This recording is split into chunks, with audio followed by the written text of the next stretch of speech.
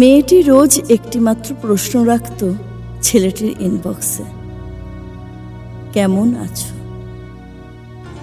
এক আশ্চর্য নির্লিপ্ততায় ছেলেটি কখনো কখনো উত্তর দিত, ভালো।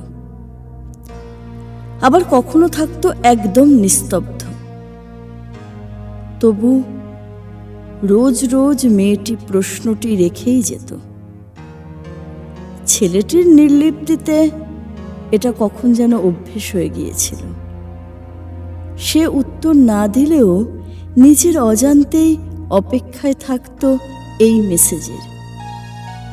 শুধু ছেলেটি বুঝতে পারেনি এটা শুধু তার অভ্যেসেই আটকে নেই, কখন যেন অধিকার হয়ে গেছে।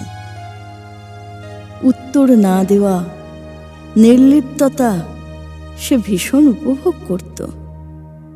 তবু কখনো বা মনের ভুলেই হবে ভালো শব্দটা লিখে ফেলত। একটুও বেশি কথা নয়, একটি উত্তর ছিল। মেয়েটিকে কখনো লেখেনি তুমি কেমন আছো, জানতে চায়নি তার ভালো থাকার কথা।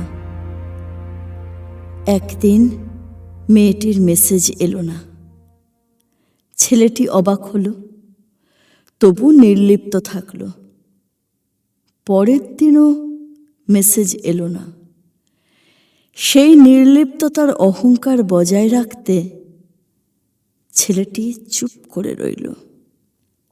তারপরের দিনও ইনবক্সে কোনো মেসেজ নেই।